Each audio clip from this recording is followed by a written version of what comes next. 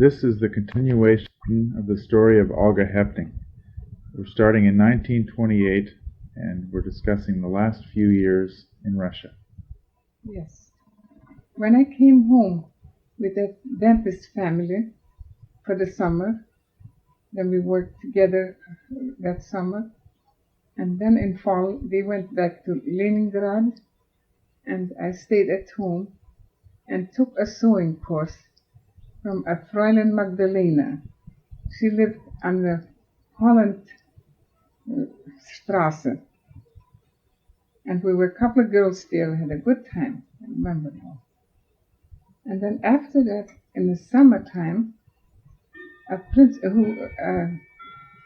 teacher who used to be a principal in our place here in the school and saw our work in kindergarten invited me, and he has moved since then to a different place, maybe 200 or 300 miles away. You had to go with the train. And he asked me if I would come out there and establish a kindergarten and have a couple of girls there, give them a kindergarten course, train them for kindergarten. So this is what I did. And afterwards my younger sister came there too, Paulina. And she has been my helper in here in kindergarten. She was then 12 years old, but she knew a little bit how to go and what to do with all those little work what we did with the children. And so I was there maybe a month or maybe even longer. I don't remember. So we had a course for the girls and bought all the material what you need for the kindergarten and established the kindergarten. And then I came home, and then my father, who has been working for Mr. Paul Thiessen, who had a big factory, just a couple of houses from our place. He worked there in an office, and he all of a sudden found a piece of paper where the names were on for the ones that were supposed to be sent to Siberia, and his name was on it too. It didn't mean right away, but by and by they were taken too. So he wanted us to get out from Russia. And there were rumors that if you go to Moscow, maybe you have a chance to get a visa to go to Germany. And from Germany, we wanted to go to Canada. And he couldn't just leave the place. So my brother Henry and I, we went to Moscow. And he took a whole list of people from our place, from Kuban, a couple of families' names, to start working for the visas. And I looked up some dentists and started to work for a dentist and a dental technician.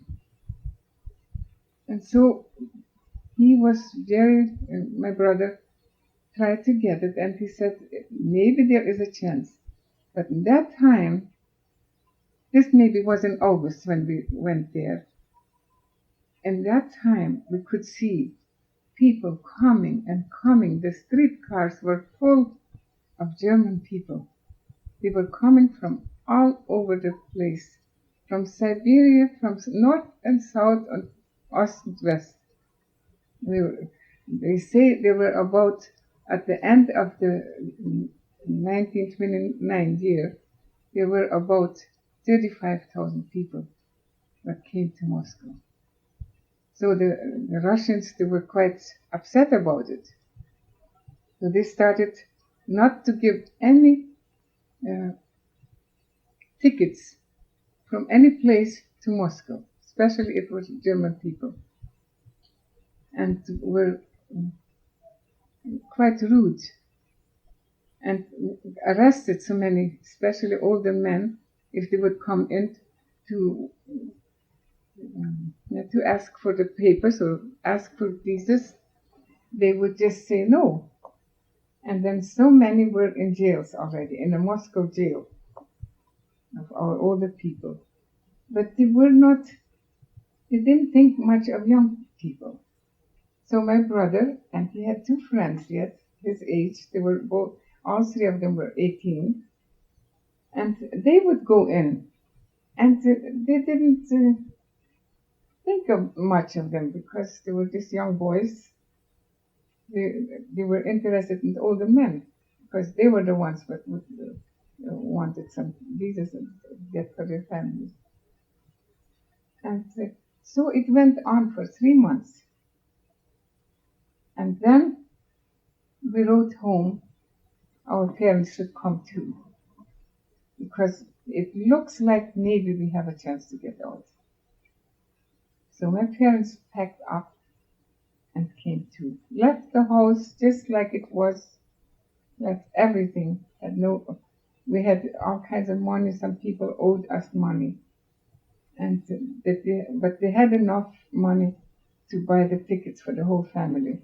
We were 6 children and the parents, that means 8 people. And so they came too.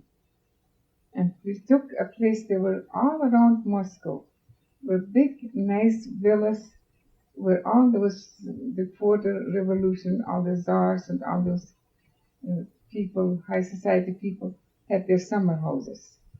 And they were mostly empty because they were not built really for the winter.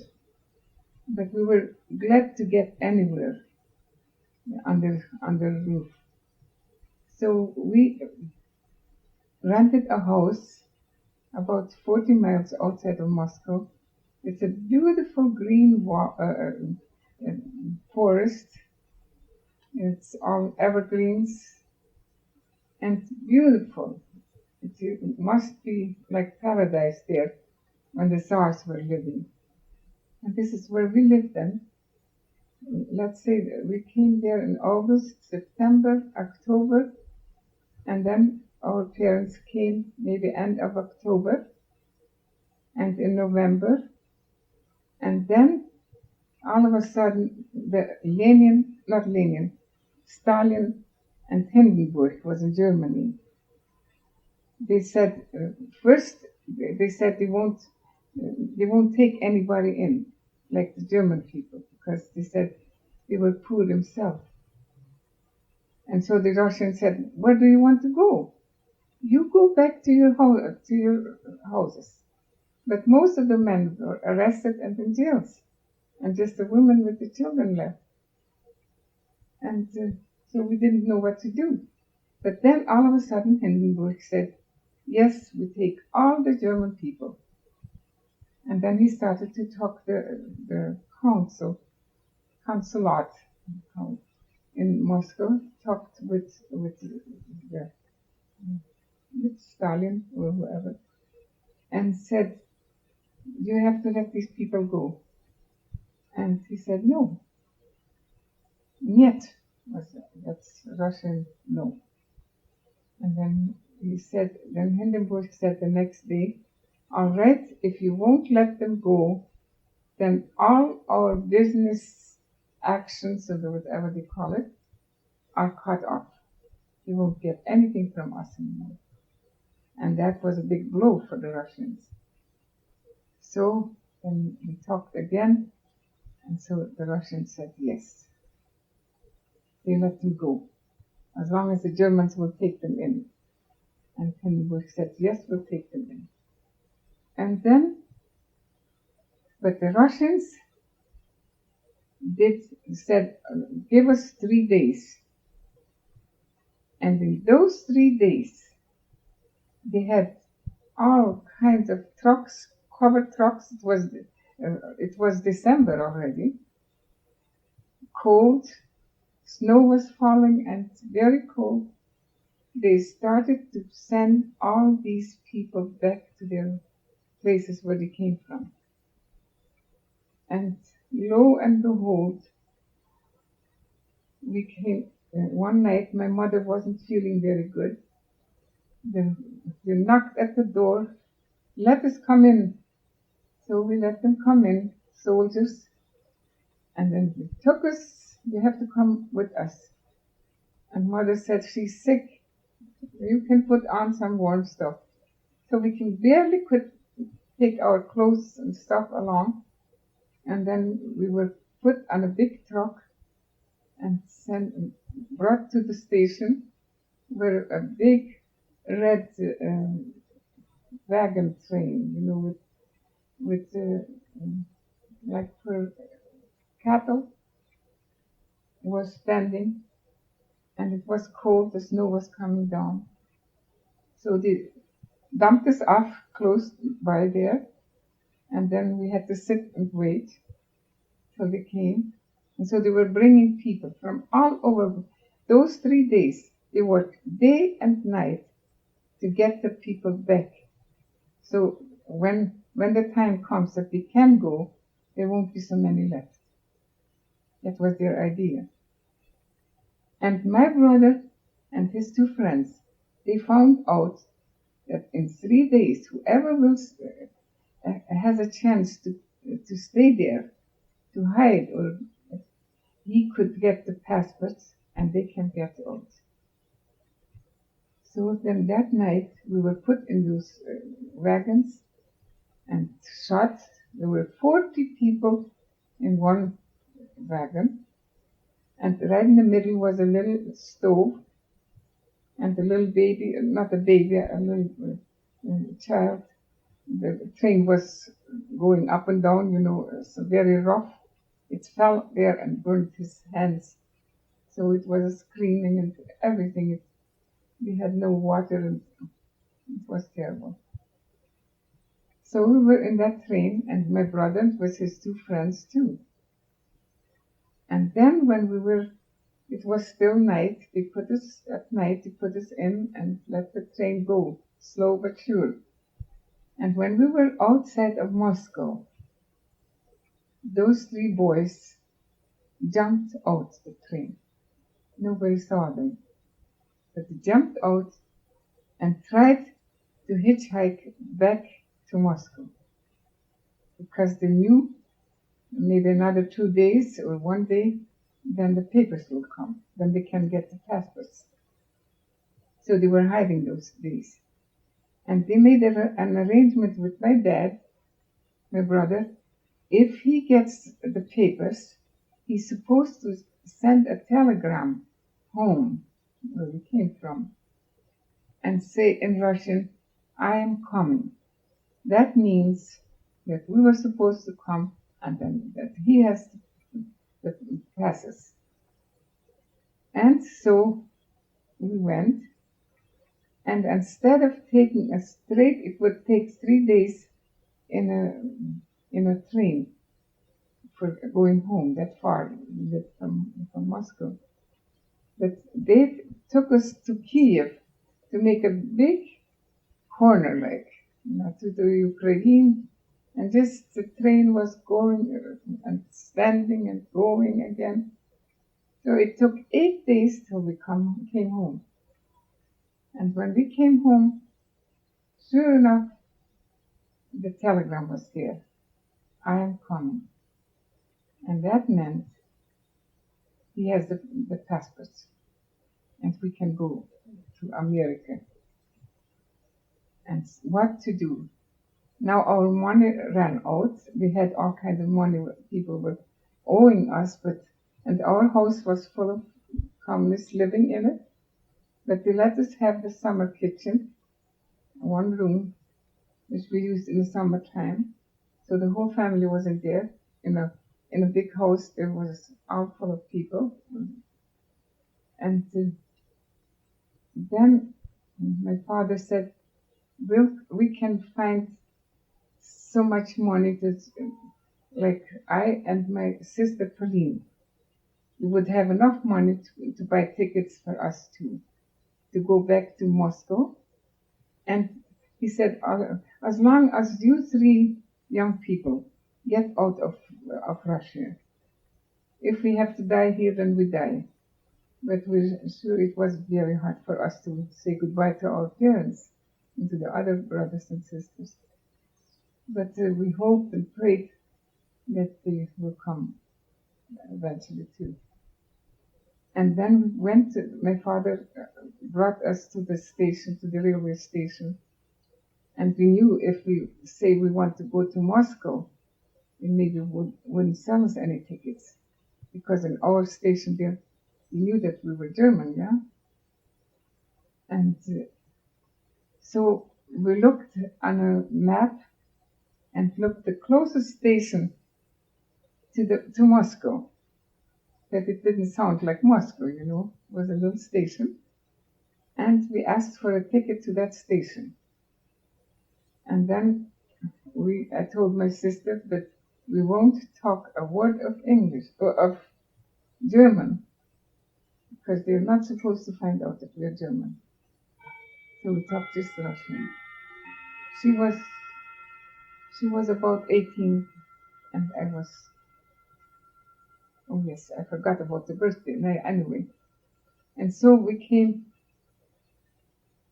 In 3 days we were in Moscow, and we came there at 5 o'clock in the morning. And there we met Mr. Reimer, my good friend Mia's father. And then he says, "Girls, what do you want here? Don't show yourself where you used to live, because they're still arresting all the people." And then we said, "Where shall we go?" And then he says, "There is one family, they live about 70 miles out of Moscow, in one of those summer homes. They have 7 children. They had measles, and they were spared. They were not sent back. Maybe you can get a place to live there for the time being." But we wanted to find our brother, Henry, because he gave us a telegram, he has the passes. And then we went there, and there were some Martins, was their family name. And so they took us in. It was just one big room, all the children on a straw. And my sister and I, we had in one corner straw, and then our blankets, and we were glad to be under the roof. And then every day we would travel about 40 miles to that place where we used to live. We thought maybe our brother would leave a note there, or anything. We didn't know where he was, and we wanted to go with him, yeah? He had the papers, we couldn't do anything without him. And every day we went there, and there was no Henry. And the lady who lived, the landlady, there was an old landlady lived in that house. She said, "No, he was not here. He was not here." And so we were quite disappointed.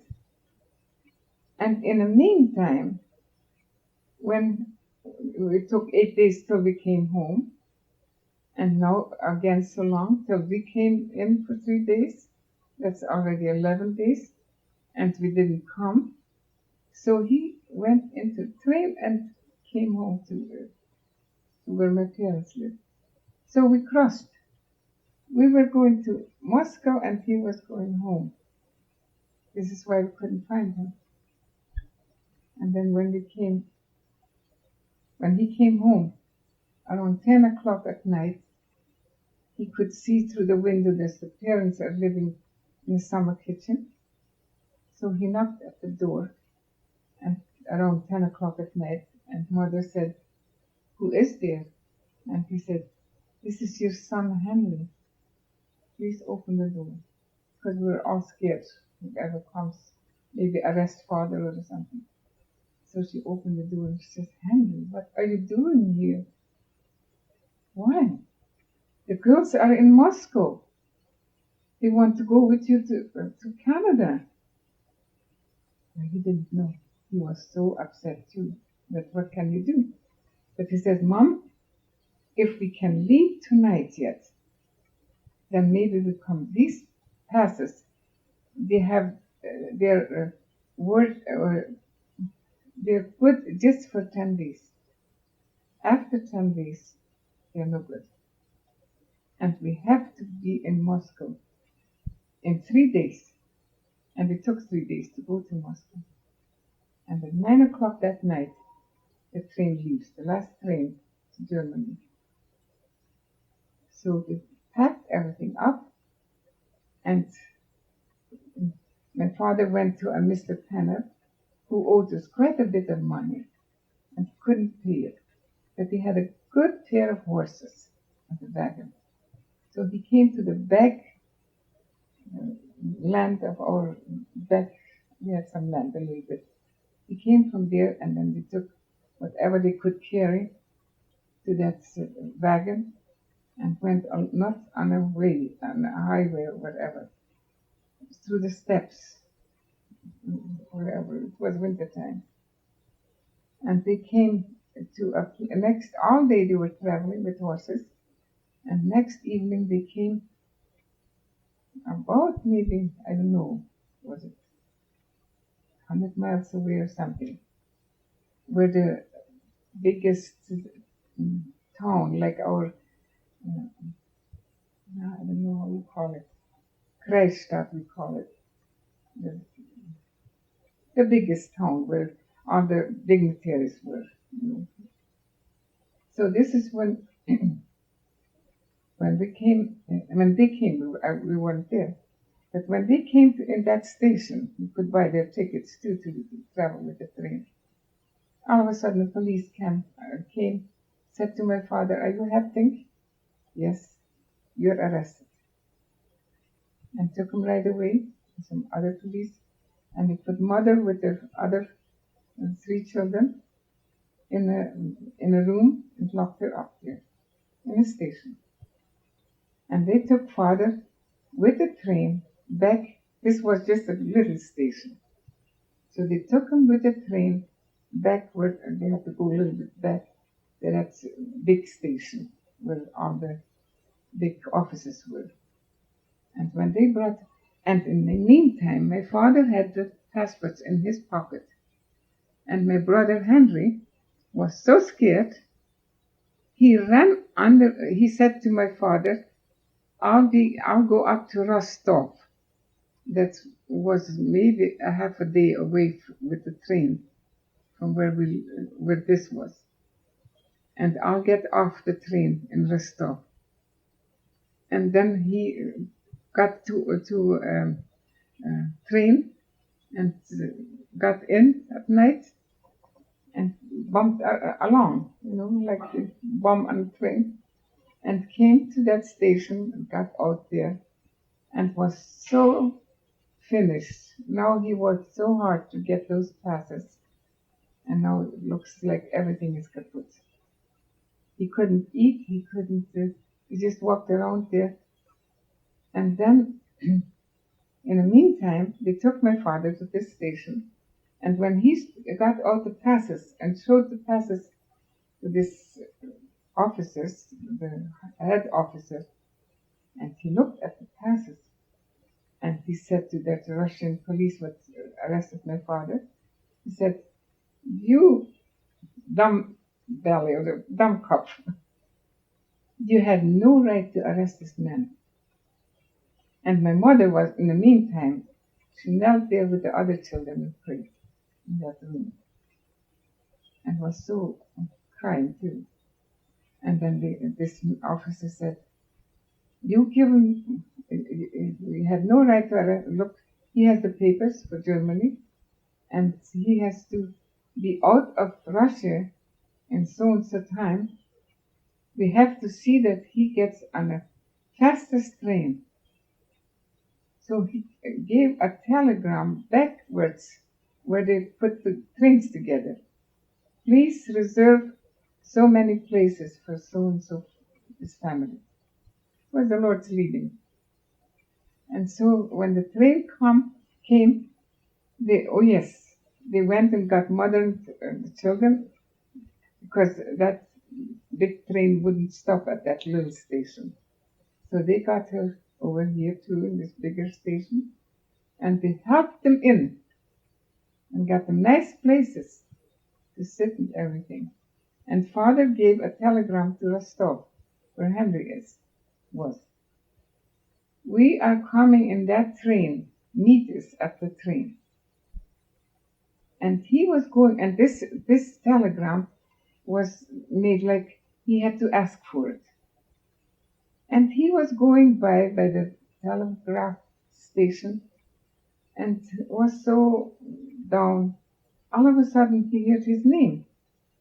And then he went, and he says, "Was there anything for Hepting?" "Yes, a telegram." And it said, in that number of train, or in that number, we're arriving in Rostov, and you come and join us. So he went and had a good meal, ate, and then waited for the train. And the train came, and he had the ticket to get in, and they came to Moscow. And they came again in 2 or 3 days. He came to Moscow in the morning at 5 o'clock again.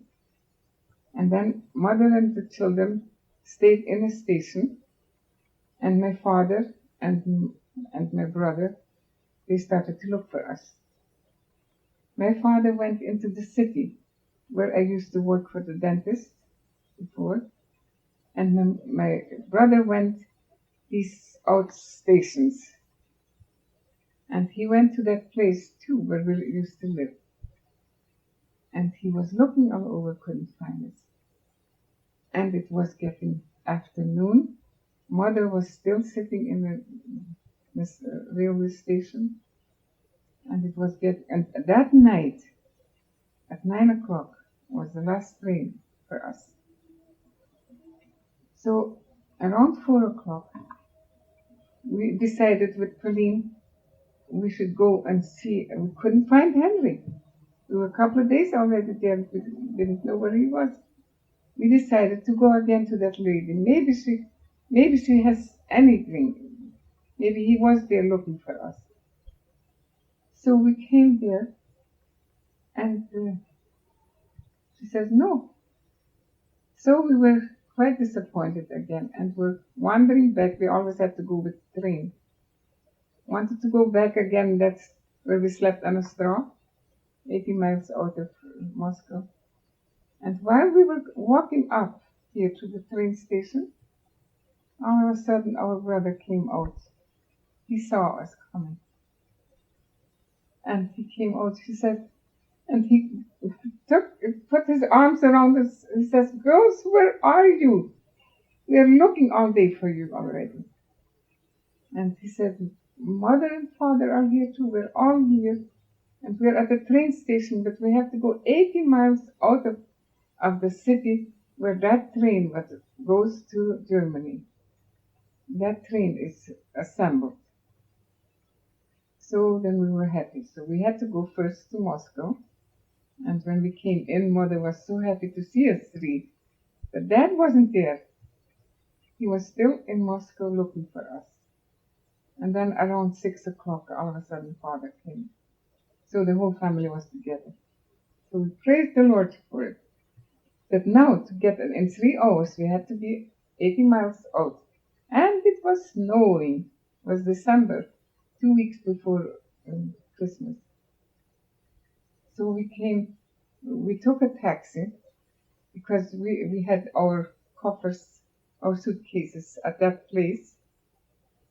And Mother and the other children, they all went with Henry to that railway station where we were supposed to get there, And so Father went along with us 2 hours, in about maybe less than 15 minutes before the train was supposed to leave, we arrived there. And all the people were in the train already, and all the ticket stations were closed. So my father knocked at the ticket station and begged, "Please open," and give us tickets. We had to have some tickets till the border of Russia. And then Father said, "I have here some money, you don't have to give me any change." And that helped. Those people were already so drunk, the conductor, the people that were selling the tickets. And so this is how then he just gave the tickets, and then he helped us, pushed us inside. We said we don't want to look exactly in which train, as long as we're the last one. And they pushed us in, and we just stood. There was no place for us to sit. And the train shot, and the train started to go. So we were so excited. And so we said, praise the Lord, we are in a train. And then some people, they said, there's no room here to sit. And we said, we don't mind. As long as we can stand. It was night already, 9 o'clock at night. And so we stood there, and then afterwards, some made some room for my mother and father, and by and by we had all room. And then we came to the border station. Then they told us, nobody can take any money along. If you have some money, you go out on the last station, buy chocolate bars or whatever you can find there in the station, but not a kopeke could go along to Germany. And whoever has some gold is not supposed to take any gold along. So one of my sister's girlfriends, she was engaged and had a beautiful engagement ring, and they took that away. And we had 25 rubles.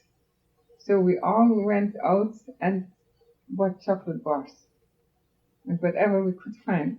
So that's $25 were left there. And then we were coming closer to the border where they would look us over. And my father, I didn't know about it.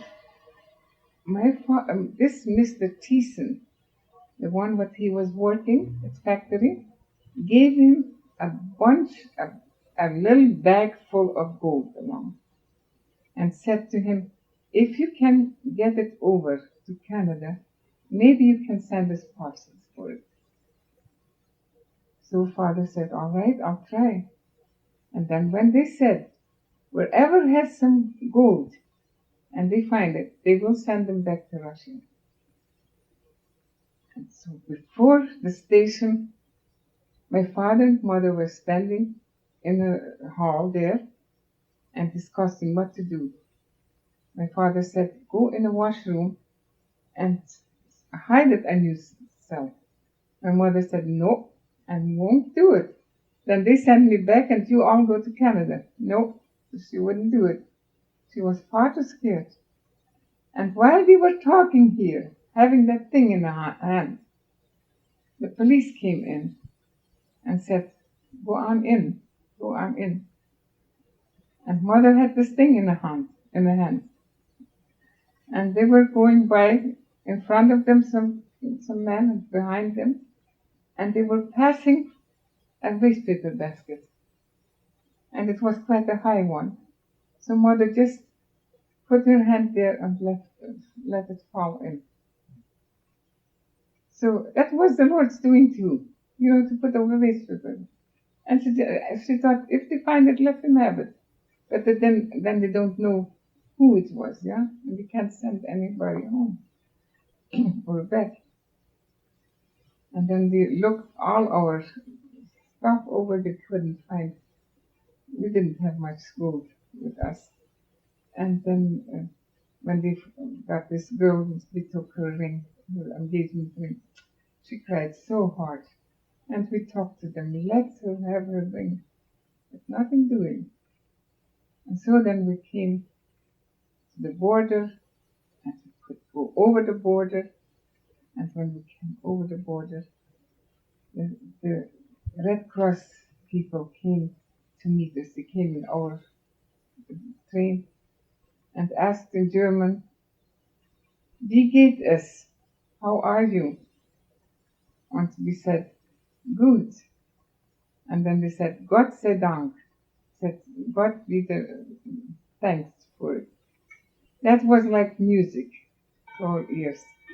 We didn't hear Gott sei Dank in Russia. They were just always cursing it all kind of. And so we were grateful. Just, there's a song word, and if you are free, you will be like a dreamer, and your mouth will be full of praise. This is how we felt. And then they brought chocolate bars and brought chocolate milk to drink, hot drink for little children and for older people. And they didn't know how much it could do for us. And this was altogether a different atmosphere. And when we arrived on that other border and the train stopped, we all went outside.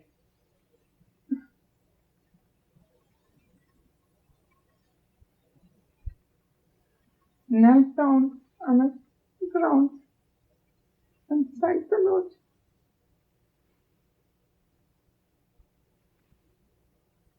Maybe you can stop it. Well, that's okay. You can keep talking. Yes. So we were so thankful. We were in a free land. And they were so good to us. Of course, they had to do all kind of cleaning. So we had to go through douches, hot water, and all our clothes was sterilized. Because you never can tell, lice and all kind of stuff can come along. Sicknesses. And then they put us the first night. It was a big barn, but they had it so nice and clean, whitewashed, and straw along the floor. You know where the cattle usually stand. It was all nice and clean, and they had straw. And each one got a blanket. We had some blankets of our own, but some people were very poor. We gave them blankets, and so we could sleep over there. And then the next day, they took us a little farther in with the train. And then it was a little better place. And then the last place was a big officer school, a 3-story high officer school. And we could have already our rooms, with a family could have a room. And there was a little room beside, so our boys could sleep there. And another little room where we girls, we were 4 of us girls. And so that was so much nicer. But the whole thing was with the big wire fence. Because they were scared, not because we would run away, but they were scared there were communists in Germany too. And they could do something to us. They were more scared of that. So they asked us not to go outside, not to go anywhere from. And then there were wagons and wagons of clothes, these trains full. From whole Germany, people gave clothes. And we could, then each day a family or a couple of families, they would call up a family, the whole family. There was a big room where all their clothes was. And then we could look whatever fits us. And some nice suits for the men and for the girls and for everybody. And we could choose 1 or 2 dresses or 3 dresses, whatever. And so we were all nicely clothed and fed. Every day there was a big, big kitchen. We were about 5,000 people in that one officer school. And it was before Christmas. Right away a big choir was organized. And there was a choir director, a Mr. Funk. And he we were a big choir. So I sang in the choir too, and my sister Lisa sang. And Christmas Eve, they took us all, we were all nicely dressed now, and all fed, and they took us in a big, big hall. There were long tables, and on those tables were little Christmas trees. You could see straight, it was just the little Christmas tree, and if you looked sideways, or in a diagonal or whatever, these trees were all in one line. It was beautiful. They were all lit and it looked so pretty. And the choir was singing on top of her. And there were so many ministers, our own ministers. And we had a beautiful Christmas Eve. And then each father, like we said, like families, they had our names. And the father of the family would get a Bible. The mother of the family would get flannelette to sew some pajamas or something. And we got some older girls got some material to sew dresses or whatever. Each one got, and the children got toys. And that was our first Christmas in freedom, and where we could celebrate and where we could sing our nice Christmas songs. So, how much is left?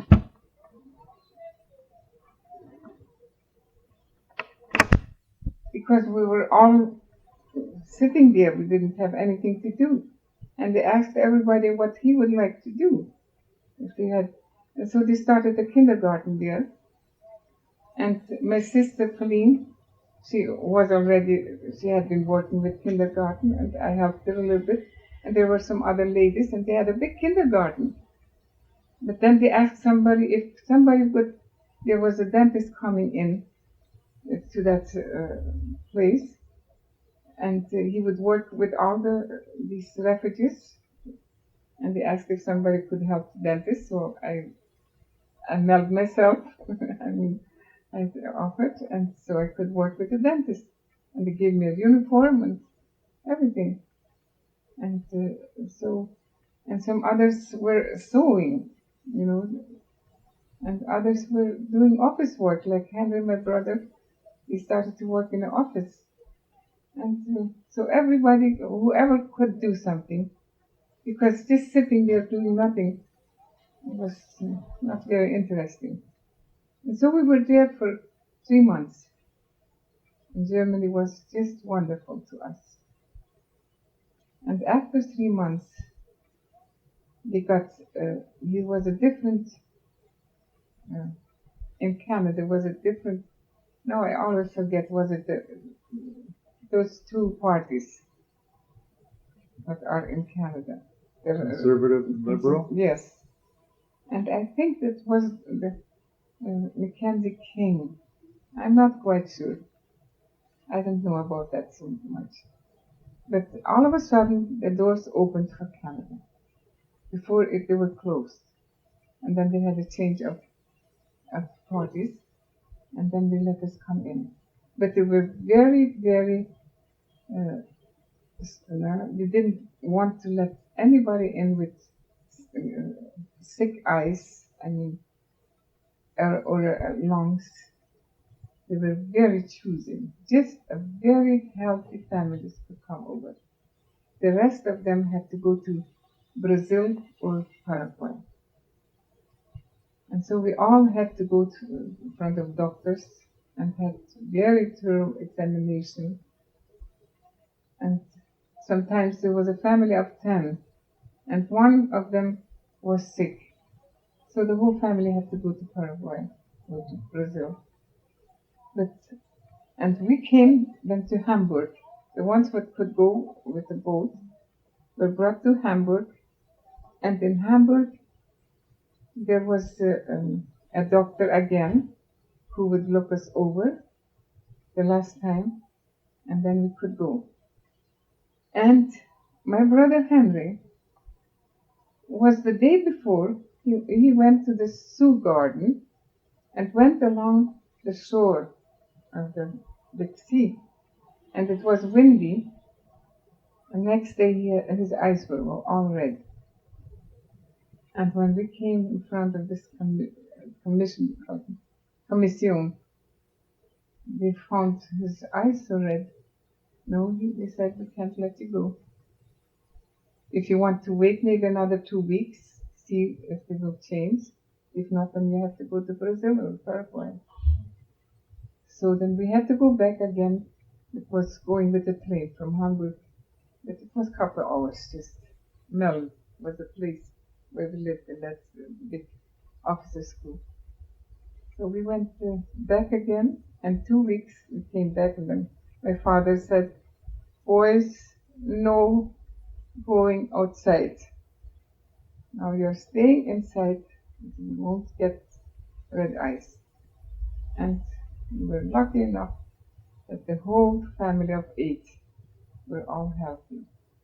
And that was sometimes a miracle.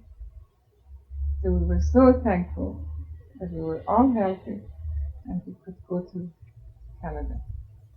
And then I forgot exactly what date, in April. No, end of March we left.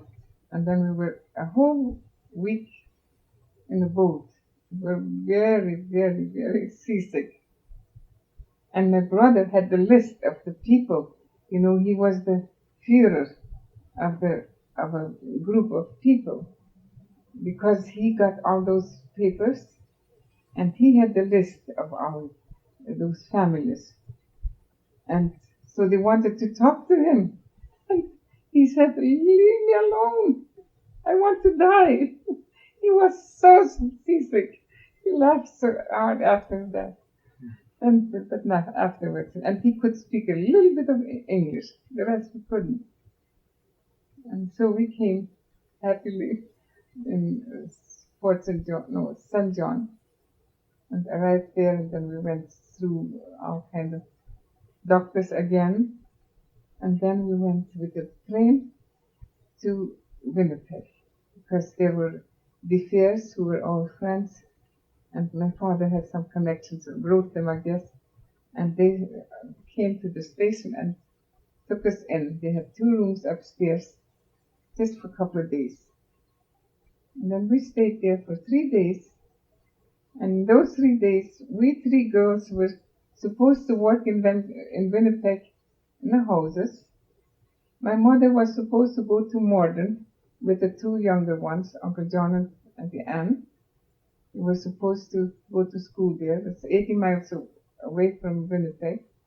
My father and my brother Henry were supposed to work on a farm miles away again where mother was. So we were all in all different 3 places. And my mother said, "No, we came all together from Russia and we want to stay together. We don't want to separate here now in Canada, where we are free." And we heard about British Columbia in Russia yet. Our neighbors had letters from Europe. There was a Mr. Dirksen who had a store in Europe, and his wife and the Mrs. Friesen in the place where we lived. They were sisters. And these people were writing to them, to Russia. And they wrote all about Yarrow. Yarrow was just 1 year old. And what the climate is, and what they do, and what kind of income they have. And the climate was the main thing, because where we lived, it was a very mild climate. And we didn't like to stay in a cold place like Winnipeg. So then Mr. De Veer's father-in-law, Mr. Wilhelm Dick, he came there, and then he said to my father, "Brother Hepting, if you want to go to BC, then you should do it now. Now the CPR, you see, we all had no money, so the CPR gave us credit to come to Canada, and then later on we paid it back." And he says the CPR will still pay your fee to British Columbia, and then you can pay it later on. And we were so happy we could do that, because eventually we wanted to go to BC. So after 3 days, we came to BC and lived happily ever after. And it was wonderful. We came in March, and it was everything green, and in Winnipeg it was cold and dirty snow on the streets, and it was horrible. So we were so happy to be here. And we didn't have a place to... There's some people, this Mr. Dirksen, he took us in, and then we had some other French reasons. They took us in, and the couple, Mr. Peters, they took the parents in. And in a couple of days, we found out somebody had built a big barn. And there was a nice room. It was a new barn. Underneath were the cows that on top was hay, and we were used to sleep on hay. So we said, we'll be happy to sleep up there. And they allowed us to stay there. And for 2 weeks, we were up there. One thing was just, our boys used to sleep in, like to sleep in. Like Uncle Henry, who was 19 about now. And the cows would pasture outside, but when they come in the morning to get milked, and they gave such a wonderful aroma that we couldn't stand it. We would get up, get fresh air. And then there were the hop yachts, about 3 or 4 miles away from Yarrow. And those hop yachts could get work in the summertime, but they had rows and rows of cabins. And the cabins were used in the fall when they were picking hops. And there were lots of Indians would come there to live and pick hops, and lots of old people would come there and live in those cabins. But now in the summertime they were empty. And so we asked if we could have some cabins, because my father started to work there, and my brother Henry too, for a couple of days. And then one night he came in, he said, "Mom, I want to lie down on the floor and die. I can't hoe anymore like that." He was not used to it, he studied as an engineer in Russia. And he never did such hard work. But afterwards he went into Vancouver and found a job here. Yeah, and then my mother could have as many cabins as she wanted. And we took 4 cabins. One was for the girls, one was for the boys, one for the parents, and one was the kitchen. In summertime, if you make fire, then it gets too hot. So we had a whole bunch of rooms. It was wonderful. But then we 3 girls had to go to Vancouver, find work in the houses. And I couldn't talk English. It's just like I do now, not so very good. And this Mr. Dirksen, he gave me a letter along, and here in Vancouver was no other church than a Baptist German church. But the Germans. So all our girls went to this church. And he knew the pastor, Rev Mueller. So he wrote him a letter in German and said, "This girl just came from Germany or Russia and likes to work. Could you help her?" And so I had this letter and the address. And when I came all the way with it, they had an electric streetcar going through Yarrow up to where now used to be Hastings Street. But now it's, I don't know, they changed it. And so then the conductor found a man. It was about 4 o'clock in the afternoon, about in May, beginning of May. And they said, "Would you bring this girl to that address on Fraser Street?" So we went in a streetcar, and he brought me to this Mr. Reverend Miller, and they took me in, and he was the pastor of that church, and he was the choir conductor of that church. It was just a little church. And so he says, "Tonight we have a choir practice. You come along with me, and there are some girls singing in a choir, the ones that work here already. Some German girls, Mennonite girls, and so maybe they can help you." Because he had his wife and 2 children. She couldn't get away to look for me. And so I went along, and since then I started to sing in the choir there.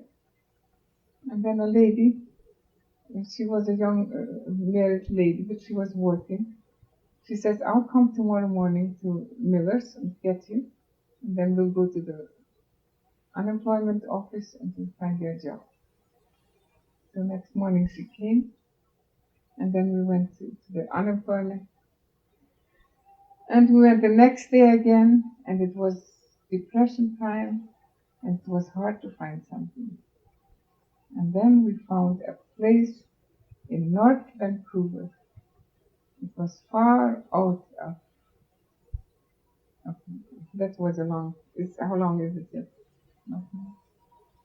And so then they gave me the address, and I had to go with a ferry for, I don't know, for an hour or so, and then with the bus yet, and going along the beach, and in a wilderness. And then when it stopped where I should go, I think it took altogether 2 hours till I got there. I came in, it was an old big house. There was a couple. He used to be a captain, and she was sick of TB. And they had 2 children, 10 and 12 about. And they were building a big, nice house on their yard. It was in the mountains and beautiful trees all around. It was very nice.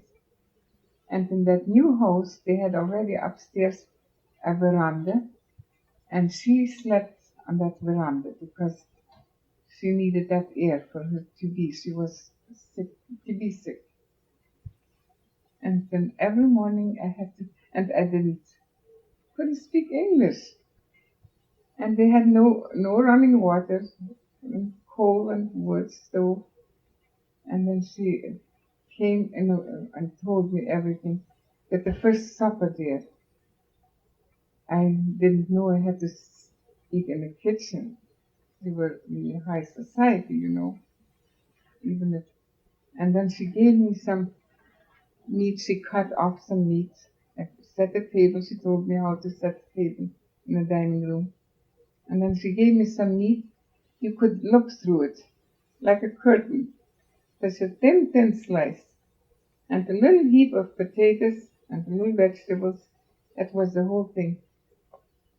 And I was so hungry, you know. We got some food in Germany, but they couldn't feed us the way it should be. It was more vegetables and all kinds. You never felt like full.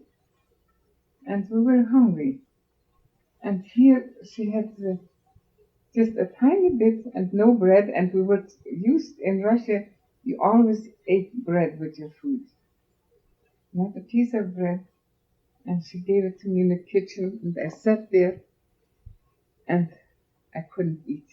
My tears were just falling in my food, and I couldn't eat. I felt so down. I said, is this what is Canada? But of course we were thankful we were free, but we were hungry. And then we finished, and then she told me how to do the dishes and all that, so I learned it. And then she told me, you take out the ashes every day. You know, there was an ash thing in the stove. And you know, in Low German, you say for every day means even Tag. That's in Low German. That means every other day. And then I took the ashes out one day. The next day I didn't. And then the other day I took it out again. And then she said to me, Olga, did you take out the ashes today? I said, yesterday. But today, no. And then she says, every day.